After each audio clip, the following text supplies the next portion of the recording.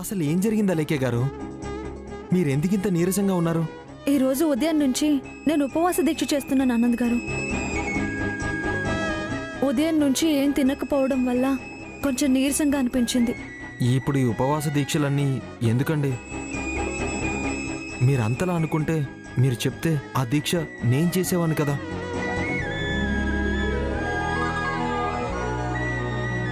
ఆనంద్ గారు, ఈ దీక్ష ఎందుకు చేస్తున్నానో మీకు తెలుసా? ఎందుకండి? మన పెళ్లికి ఏ ఆటంకం రాకుండా జరగాలని.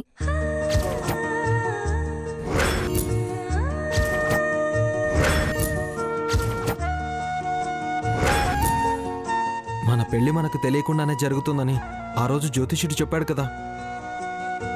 మరిప్పుడు ఈ వ్రతాలు దీక్షలు ఎందుకండి? అది కాదు ఆనంద్ గారు. మీరు బొద్దిగా దారి తప్పుతున్నారు సుమి. ఉండండి, నేను వెళ్ళి జ్యూస్ తీసుకొస్తాను.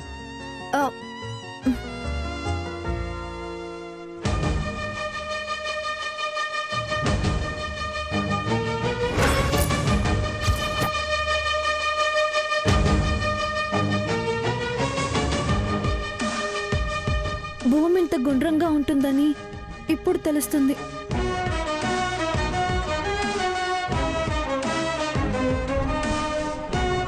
అలేఖ్య గారు, కాస్త ఈ జ్యూస్ తాగండి, మీరు కొంచెం కుదురుపడతారు. అయ్యో వద్దులేండి ఆనంద్ గారు, నేను ఉపవాస దీక్షలో ఉన్నాను. నేనిప్పుడు మీ పక్కనే ఉన్నాను, ఎప్పటికీ మీతోనే ఉంటాను అలేఖ్య గారు.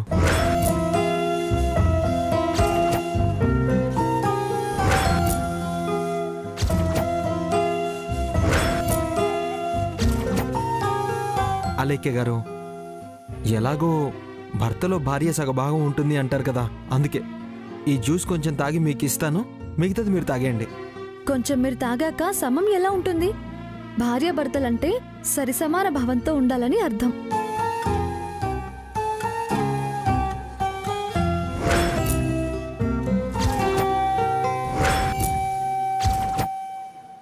సరే, అయితే నేనేం తాగను, మొత్తం మీరే తాగేయండి. వద్దులే ఆనంద్ గారు, మళ్ళీ ఈ దీక్ష ఏమవుతుందో ఏంటో. నేను మీ పక్కనుండగా మీకు దీక్ష ఏంటండి? ముందు మీరు ఈ జ్యూస్ తాగండి, లేదంటే నేను కూడా ఇక్కడే ఉండి ఉపవాస దీక్ష చేస్తాను. వద్దులేండి ఆనంద్ గారు, మీరు అలా చేయకండి, నేనే ఈ జ్యూస్ తాగుతాను.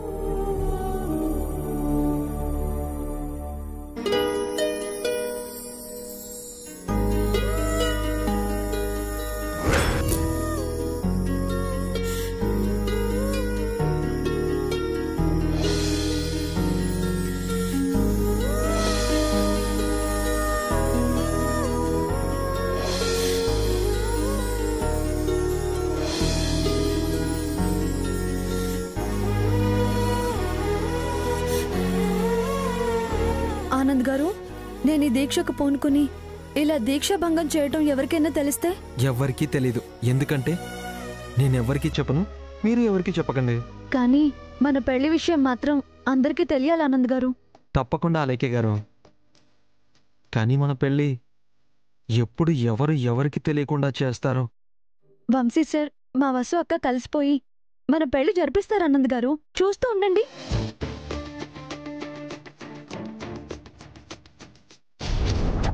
ఎక్స్క్యూజ్ మీ, అర్జెంట్గా ఒక బ్లడ్ శాంపిల్ టెస్ట్ చేయాలి. నిన్న ఒక బ్లడ్ శాంపిల్ ఇచ్చాను టెస్ట్ చేయడానికి, దాంతోపాటు ఇది కూడా టెస్ట్ చేయాలి. తొందరగా టెస్ట్ చేయండి. మీరు చెప్పేదేంటో నాకు అర్థం కావడం లేదు. నా పేరు కాకర్ల వంశీకృష్ణ, మా ఇల్లు జూబ్లీ హిల్స్ హౌస్ నెంబర్ 83. నిన్న అదే అడ్రస్ నుంచి ఒక బ్లడ్ శాంపిల్ని మీ కొలీగ్ వచ్చి కలెక్ట్ చేసుకున్నారు. ఆ బ్లడ్ శాంపిల్ రిజల్ట్ ఇచ్చేటప్పుడు దాంతోపాటు ఈ బ్లడ్ శాంపిల్ కూడా టెస్ట్ చేసి 2 రిజల్ట్స్ ఇవ్వండి నాకు. వన్స్ ఒకసారి బ్లడ్ శాంపిల్స్ తీసుకున్నాక దాంతోపాటు ఇంకో బ్లడ్ శాంపిల్ ఎలా చేయరు? ఫర్ యువర్ కైండ్ ఇన్ఫర్మేషన్, ఆ బ్లడ్ శాంపిల్ ఇచ్చింది నేను, నా బ్లడ్డే, కాబట్టి మీకు ప్రాబ్లం లేదనుకుంటా. కావాలంటే ఒకసారి నిన్నొచ్చిన మీ కొలీగ్ను కూడా కనుక్కోండి. చాలా అర్జెంట్ అండి. ఆ బ్లడ్తో పాటు ఈ బ్లడ్ కూడా టెస్ట్ చేసి రిజల్ట్ కావాలి ప్లీజ్. అలాగే, వెళ్ళి కనుక్కుని వస్తాను.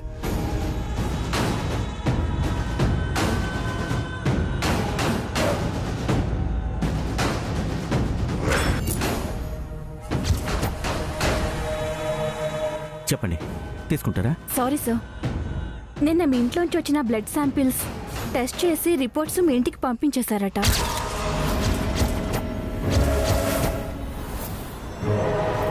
పంపించేశారా? అవును సార్. మామూలుగా ఏ శాంపిల్ రిజల్ట్స్ అయినా అవుట్ అవడానికి 2-3 రోజులు టైం పడుతుంది. పర్సన్స్ నుంచి ప్రెషర్ వల్ల రిపోర్ట్స్ త్వరగా అవుట్ అయ్యాయి. ఇఫ్ యూ డోంట్ మైండ్ ఒకసారి ఆ రిపోర్ట్స్ ఏంటో దాని రిజల్ట్స్ ఏంటో చెప్తారా ప్లీజ్? సారీ సార్, వాటి గురించి నాకు తెలీదు. ఎందుకంటే సిస్టంలో ఉండే ఎన్క్లోజర్ ద్వారానే ఆ రిజల్ట్ బయటపడుతుంది. డైరెక్ట్గా చెప్పాలంటే ఆ టెస్ట్ చేసిన టెక్నీషియన్ కూడా ఆ రిజల్ట్ ఏంటో తెలీదు.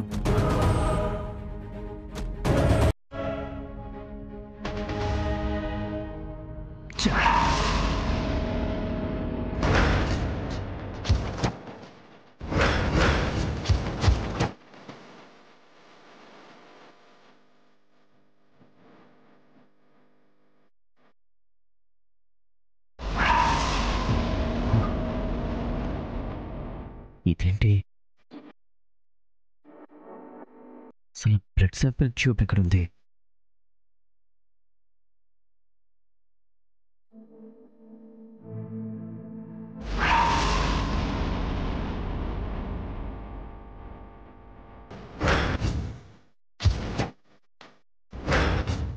అంటే ఆ బ్లడ్ శాంపిల్ వసుంధర దగ్గర ఉందన్నమాట. నేను తొందరగా వెళ్ళాలి.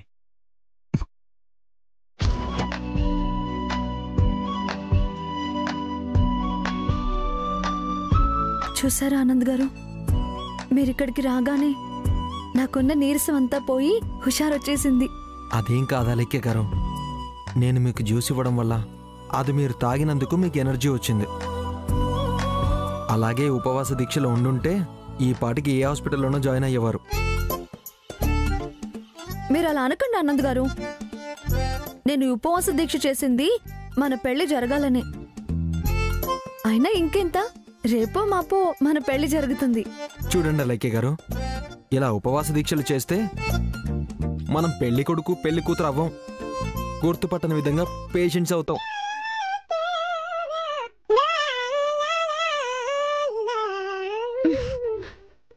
ఆనంద్ గారు మిమ్మల్ని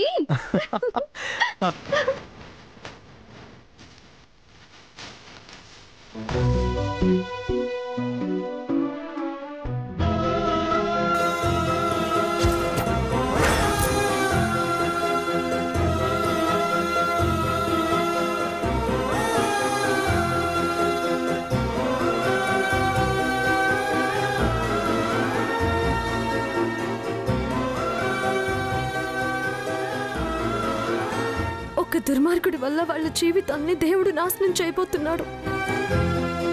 ఆనంద్ గారు లాంటి మంచి మనిషికి నేను అన్యాయం చేయబోతున్నానా? ఈ సమస్యను ఎలా చక్కదిద్దాలో పాలుపోవడం లేదు, ఏ దిక్కు తోచడం లేదు. నిందనైతే నా మీద వేసుకోగలిగాను, ఈ గండం నుంచి తనను ఎలా బయటపడేయాలి? ఏమంటున్నారు మీరు? సారీ అలెక్కే గారు.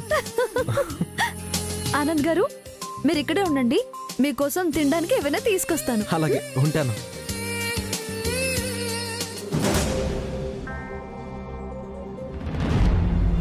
అక్క నువ్వెప్పుడొచ్చావు? ఇప్పుడే వచ్చాను అలేఖ్య. అక్క మన ఇంటికి ఆనంద్ గారు కూడా వచ్చారు. అవునా అలేఖ్య? వసుంధర గారు, మీరు ఇంత సడన్ గా వచ్చారే? ఇందాక అలేఖ్య గారికి ఫోన్ చేశాను వసుంధర గారు. తను మాట్లాడుతూ సడన్ గా ఫోన్ కట్ చేసింది. ఏమైందో ఏంటోనని కంగారుగా వచ్చేసాను. తీరా ఇక్కడికి వచ్చి చూస్తే కళ్ళు తిరుగుతున్నాయి, ఉపవాస దీక్ష అని చెప్పింది. మీరైనా చెప్పండి వసుంధర గారు, మీరు మా అన్నయ్య ఉన్నాక మా పెళ్లి గురించి భయం ఎందుకు?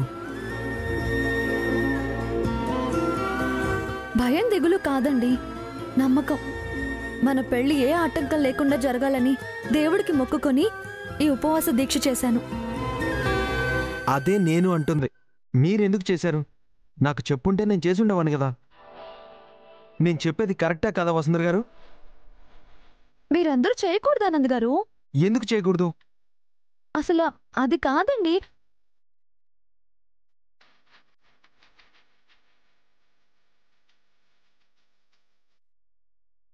మీరిద్దరూ ఎక్కడో పుట్టలేదు ఆనంద్ గారు. ఒకరి కోసం ఒకరు పుట్టారు. మీకు నిజం చెప్పి నేను మిమ్మల్ని బాధ పెట్టలేను. నాకు నిండు నూరేళ్ళు ఉంటే నేనే బాధపడతాను.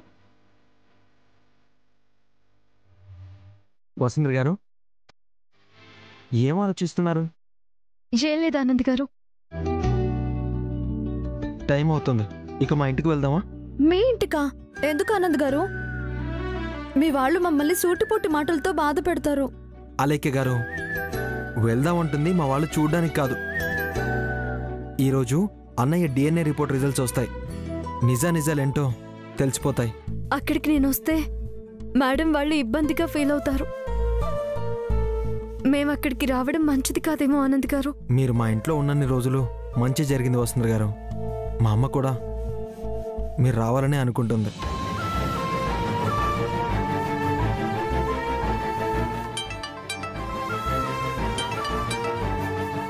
హలో సార్, నేను DNA ల్యాబ్ నుంచి మాట్లాడుతున్నాను. బ్లడ్ శాంపిల్ రిజల్ట్స్ వచ్చాయి సార్. 10 నిమిషాల్లో వాటిని తీసుకుని మీ ఇంట్లో ఉంటాను. థ్యాంక్స్ అండి. చూసారా వసుంధర గారు, DNA రిపోర్ట్స్ నేరుగా ఇంటికే వస్తున్నాయంట. మీరు రావడమే ఆలస్యం. అది కదా ఆనంద్ గారు. ఇంకా మీరేం మాట్లాడకండి. మీరు మా ఇంటికి వస్తున్నారు అంతే. మీరు వచ్చేంత వరకు నేను కార్ దగ్గరే ఉంటాను. అలేఖ్య గారు, వసుంధర గారిని తీసుకున్నాండి. సరే ఆనంద్ గారు.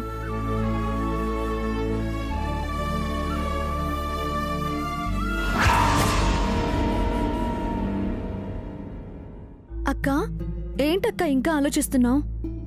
నా గురించేనా? నాకిప్పుడు బానే ఉంది. కావాలంటే నువ్వు తెచ్చిన టాబ్లెట్స్ కూడా వేసుకుంటా. నీవు ఈ టాబ్లెట్స్ ఇప్పుడు అక్కర్లేదు అలేఖ్య, నీకు తగ్గిపోయింది కదా. అలా అయితే వెళ్తున్నావన్నమాట. ఆనంద్ గారు, అక్క కూడా వస్తుంది. అలేఖ్య, నేను వెళ్ళి తాళం తీసుకొస్తాను, నువ్వు ఉండక్క.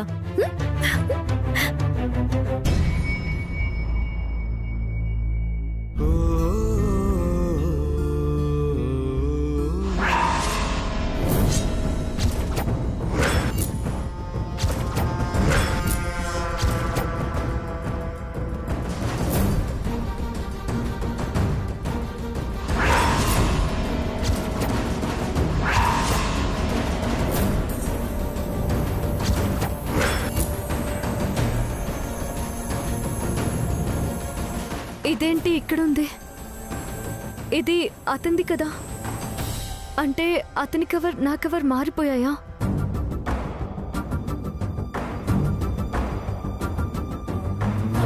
పేరు చూస్తే వంశీ అనుంది. అసలు ఇదేంటో తెలుసుకోవాలి.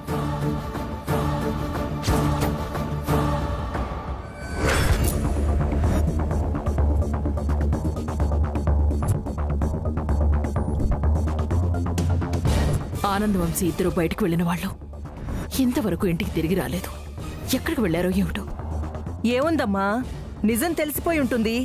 వాడి నిజస్వరూపం బయట పడిపోతుందేమోనన్న భయంతో ఇంటికొస్తే మనం చీకొడతామని అట్నుంచి అట్టే పారిపోయి ఉంటాడు. చిన్నబావ ఎలాగో ఆ వసుంధర ఇంటికెళ్ళి అన్నయ్య ఇప్పుడు నిద్ర లేచాడు, అన్నయ్య ఇప్పుడే బయటికెళ్ళాడు, వచ్చింది అన్నయ్యే అని సాగదీస్తూ మాట్లాడుతుంటాడు. నక్షత్ర, నీకు తెలియనిది మాట్లాడుకో. నేను నమ్మేది నిజం అనుకునేది ఏదైనా ఉంటే మాట్లాడు. ఎందుకమ్మా అంత ఆవేశపడిపోతావు? నిజం తెలిసే సమయం ఆసన్నమైంది. ఆ నిజం తెలిసాక నువ్వు కూడా తట్టుకోలేవు. వంశీ ఎక్కడికి వెళ్ళిపోడారేంద్రి. నిర్భయంగానే ఇంటికొస్తాడు.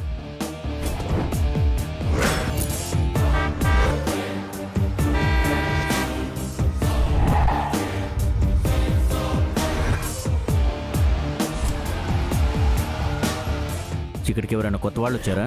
కొత్త వాళ్ళు వచ్చారంటే ఎవరు వచ్చి వెళ్ళినట్టు గుర్తయ్యా. సరే.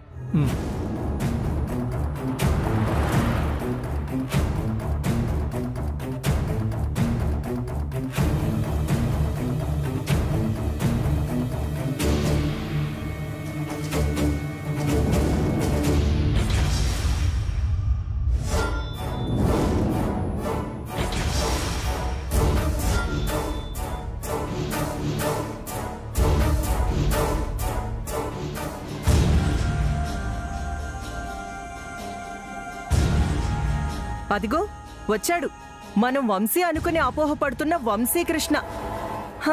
లెక్క ప్రకారం నిజం తెలిసాక అట్నుంచి అట్టే పారిపోతావేమో అనుకున్నాం.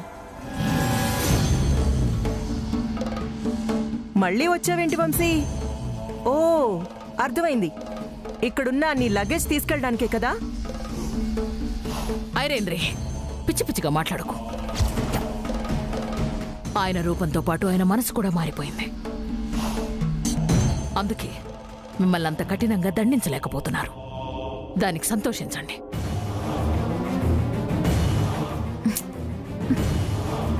మమ్మీ, లేనప్పుడైతే ఏదో వాగొచ్చు, ఉన్నప్పుడు ఎందుకు అలా వాగుతాం? నీకెందుకంత అవమానం? అవమానం కాదు, అనుమానం. అక్కడున్నది నిజంగా వంశీ బావ అని నిరాధారణ జరిగితే అప్పుడేం చేస్తాం? నేనేదో ఒకటి చేస్తానులేవే, నువ్వు కంగారు పడుకో. ఏవండి, వాళ్ళ మాటలు మీరేమీ పట్టించుకోకండి. ఎవరినో ఒకరిని ఏదో ఒకటి అనకపోతే వాళ్ళకి నిద్ర పట్టదు. మీరు పదండి. మీ ఇంట్లో అందరూ చాలా తెలివైన వాళ్ళు అపర్ణాదేవి గారు. మిమ్మల్ని మోసం చేసి కష్టపడటం అంత సులువు కాదు. కానీ నా బస్సు కోసం నేను ఏదైనా చేసే ఇక్కడి నుంచి వెళ్తాను. ఏవండి, మీరు ఇంకేమీ ఆలోచించకండి. పదండి లోపలికి. నేను మీతో ఒక విషయం మాట్లాడాలి. చెప్పండి. నేను ఈ రూపంతో ఇంటికొచ్చింది ఎందుకో తెలుసా? మాకోసమే కదండి. మిమ్మల్ని కాదనుకుని ఈ ఇంటి నుంచి వెళ్ళిపోయిన వాణ్ణి. తిరిగి ఇంటికి ఎప్పటికీ రాకూడదనుకున్నాను. మళ్ళీ ఇప్పుడు వచ్చానంటే అది ఈ ఇంటి బాధ్యతల్ని చూసుకోవటానికో, మీ వ్యాపార వ్యవహారాల్ని నా చేతుల్లోకి తీసుకోవటానికో, ఈ ఆస్తి మొత్తాన్ని నా స్వాధీనం చేసుకోవటానికో కాదు. అదేంటి నన్ను అలా అంటావు? ఈ ఇంటి వారసుడిగా అవన్నీ నువ్వు చూసుకోవాల్సిన బాధ్యతలేగా. అమ్మా, నేను అసలు ఈ ఇంటికి ఎందుకు వస్తున్నానో, ఎవరి కోసం వచ్చానో హాస్పిటల్లో మీకు ముందుగానే చెప్పాను. అయినా మీరు ఇంకా నన్ను అర్థం చేసుకోలేదు. నువ్వు చెప్పేదేంటో నా ఊహకు అందట్లేదు నాన్న.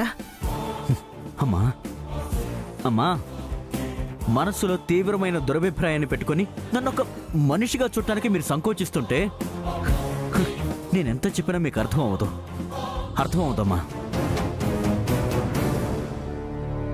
అసలు నేను ఇంటికి వచ్చింది వసుంధర కోసమని మీకు ఎన్నిసార్లు చెప్పినా అర్థం కాదు. మీకు అర్థం కాదు.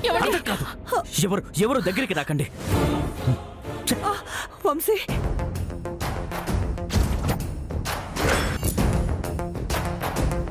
ఏంటత్తయ్య ఏమన్నా? నిజం తెలిస్తే నేను పారిపోతానన్నా? అసలు నేను ఎక్కడికి వెళ్ళాను తెలుసా? వసుంధర్ని మైండ్లో పెట్టుకుని ఏం ఆలోచించాలో తెలియక, ఏం చేయాలో పాలుపోక పిచ్చోడినైపోతానేమో భయపడి నాకు కాస్త ప్రశాంతత కోసం బయటికి వెళ్ళాను. ఈ రోజే నాకు నా వసుంధర మీద ఉన్న ప్రేమేంటో చూపిస్తాను. ఏమండి, మీరు టెన్షన్ పడకండి. మీరు అప్పు నేను ఈ క్షోభను భరించలేకపోతున్నాను. ఇప్పుడే వెంటనే నా వసుంధరని నా కళ్ళ ముందుకు తీసుకురండి. ఈ ఇంటికి తీసుకురండి.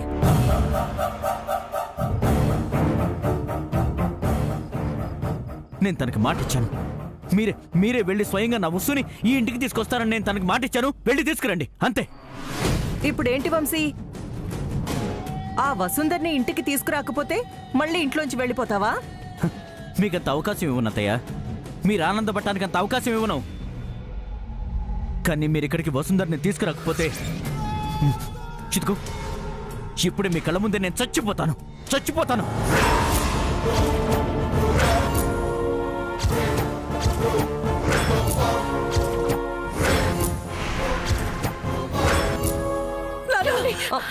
మీరు ఆవేశపడకండి. లేదు, నా మాట వినండి. లేదప్పుడు నేను మీ మాట విన్న ఎవరి మాట వినంతే. ఇదిగో, నా వసుంధర నాకు ఈ ఇంటికి రావాలి, నా కళ్ళ ముందు కనిపించాలి, అంతే. అంత ప్రేమ ఉన్నప్పుడు ఈ ఇంటికి అదే వచ్చుండాలి కదా వంశీ. మరెందుకు రానట్టు? ఏం మాట్లాడుతున్నావు అత్తయ్య? తను రాలేదంటే ప్రేమ లేక కాదు. మా అమ్మకిచ్చిన మాట కోసం వసుంధర ఇక్కడికి రాలేదు. నేను ఎంత చెప్తున్నా కూడా మీరు ఇంకా ఒక్క అడుగు కూడా ముందుకు వేయలేదంటే బాగా అర్థమైంది. మీరు తీసుకురారు అని నాకు బాగా అర్థమైంది. ఓకే, మీరెవరూ వెళ్ళొద్దు. నేనే వెళ్ళిపోతాను. నేనే చచ్చిపోతాను. మీరు ఎలాంటి అగాయిచ్చ చేసుకోకండి. మేము ఉన్నాం కదా, మేమందరం ఉన్నది మీకోసమే కదా. నా మాట నమ్మండి ప్లీజ్ ప్లీజ్ ప్లీజ్ ప్లీజ్. నేను వెళ్ళి తీసుకొస్తాను.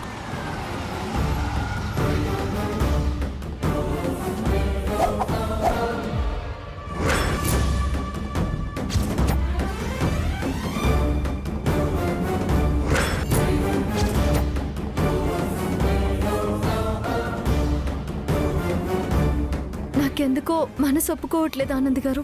మీరు ఇంటికి వస్తేనే కొన్ని సమస్యలు తీరుతాయి. రండి వసుంధర గారు.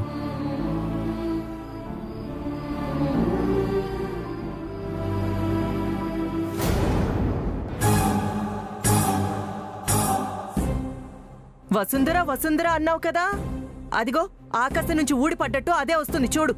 అమ్మయ్య, వసుంధర వచ్చేసింది. ఇప్పుడు నా మనసు కుదుట పడిపోయిందండి.